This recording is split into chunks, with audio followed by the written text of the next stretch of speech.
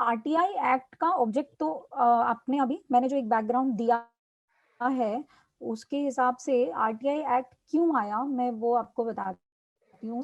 Information जो public control authorities होती हैं उनके अंडर में जो इंफॉर्मेशन होती हैं उनको हम कैसे सिक्योर करें, इसीलिए ये आरटीआई एक्ट आया। सेकंड ऑब्जेक्टिव इसका था कि आप प्रैक्टिकल रेजीम जो सिटीजन्स के पास आप प्रैक्टिकली इंफॉर्मेशन कैसे पहुंचा सकते हो, इसलिए एक स्पेशल इनैक्टमेंट लाया गया। This is a special law और ओनली फॉर सीकिंग इंफॉर्मेशन। फिर जो थर्ड इसका इम्पोर्टेंस और ऑब्जेक्टिव था to harmonise the conflicting interest of revelation of information and preservation of confidentiality of sensitive information. मतलब कि हम कई ऐसा होता था कि जैसे सपोज एक उदाहरण देती हूँ प्रैक्टिकल, कि आप अगर पुलिस स्टेशन में जाते हो तो आपको ऐसे बता देंगे अरे आरोपी हो आप तो अक्यूज हो, आपको राइट नहीं है, आपको कैसे हम आपको कंप्लेंट की कॉपी दें, हम आपको कैसे जानकारी दें। तो इस तरीके के डे टू डे चीजों में बहुत सारी इंफॉर्मेशन रिवील नहीं की जाती थी। बहुत सारे एडमिनिस्ट्रेटिव अथॉरिटीज ऐसा हाइड कर देते थे, फिर आपको एक लॉन्ग प्रोसेस फॉलो करना पड़ता था। तो ये स्पेशल इनैक्टमेंट इन सभी चीजों को, इन सभी प्रोसेस को इस इनैक्टमेंट में काफी ईज कर दिया। हालांकि जैसे जैसे हम आगे मैं आपको बताऊंगी आप जानेंगे कि इतने साल के बाद भी बहुत सारी मतलब बहुत इतना सशक्त नहीं, और बहुत सारे अभी करंट ऐसे इश्यूज भी हुए हैं। जैसे मैं निहल से कर रही थी तो शी वाज सेइंग कि बहुत सारे लोग ये इंटरेस्टेड हैं कि पीएम केयर फंड जो बनाया गया वो एक मुद्दा था आरटीआई में, क्यों नहीं आता और आता। तो ऐसे बहुत सारे इश्यूज हमने जब से 2005 से ये एक्ट आया तब से हमने इस एक्ट को इसमें लूप होल्स भी देखे हैं, बहुत सारे रिकमेंडेशंस भी हैं। इनफैक्ट मैंने भी अपनी तरफ से कुछ रिकमेंडेशंस दिए थे लॉ मिनिस्ट्री में।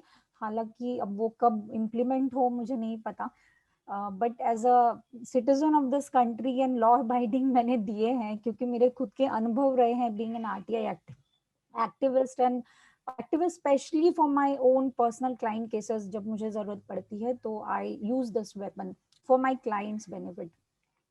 सो I think I have made myself clear. आप सभी को इस समझ आया ना the background, like RTI act क्यों लाया गया, like to secure transparency and accountability in the system. In short we can से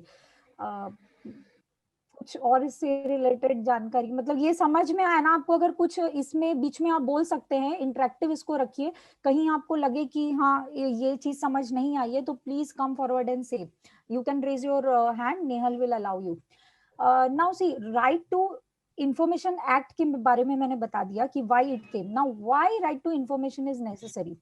हम लोग सभी को पता है ना, we belong to a country means where we call it as a democratic country, of the people, for the people and by the people. So right to information is must for us because it is imbibed in the fundamental rights of our citizens rights in the constitution of India. Constitution में directly निहित थी, but इसको एक special enactment दे दिया तो लोगों को proper जानकारी हो गई। तो क्योंकि हम डेमोक्रेसी में रहते हैं तो हर सिटीजन को इन्फॉर्म्ड रहना उसका अधिकार होता है। So it is basically because democracy requires a inform citizenry. हमें जानकारी होना हमारा अधिकार है, fundamental right enshrined in the constitution of India. अगर Second, because we hello हाँ मेरी second wife question I think somebody, सवाल पूछ रही है। अच्छा अच्छा, ट्रांसपेरेंसी जैसे मैंने आपको बताया कि हम अगर डेमोक्रेटिक सिटीजन है, हम हमारे देश के जो रिप्रेजेंटेटिव्स होते हैं उन सबको हम खुद इलेक्ट करके लाते हैं, हम उन्हें बिठाते हैं और जो भी उनके हमारे डेमोक्रेटिक रिप्रेजेंटेटिव उनके अंडर में मतलब थ्रू पार्लियामेंट सारे बाकी पिलर्स जो होते हैं इंडिया के वो काम करते हैं।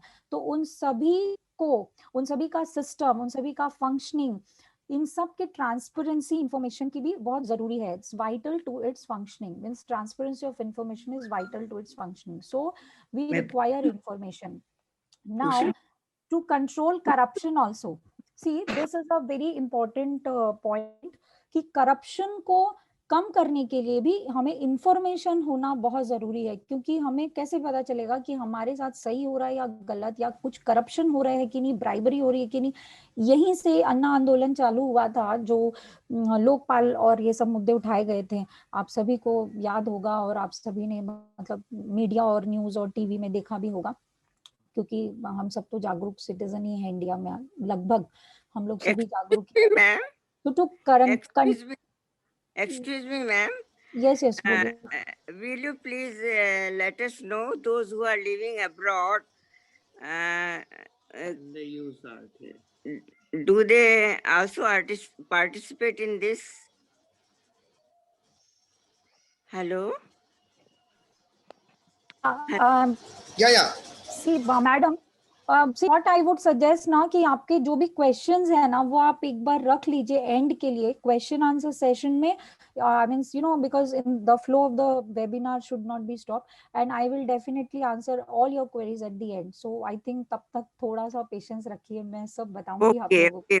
But did you get my question, madam? Yeah, I got it. Thank you, And ma'am. recorded in my mind also, don't worry. So this was the purpose, basically 3 points, like, you know, transparency, accountability, and to curb corruption. हालांकि हमें पता नहीं हम कितना curb कर पाए. Now see, as I said, 2005, this is the date, 15 जून को ये पार्लियामेंट ने इनेक्ट किया था, and but इसका commencement हुआ 22 अक्टूबर को. एक बेसिक जानकारी दे रही हूँ, ये सब उतना जरूरत नहीं होता है जब आप आरटीआई लगाते हो.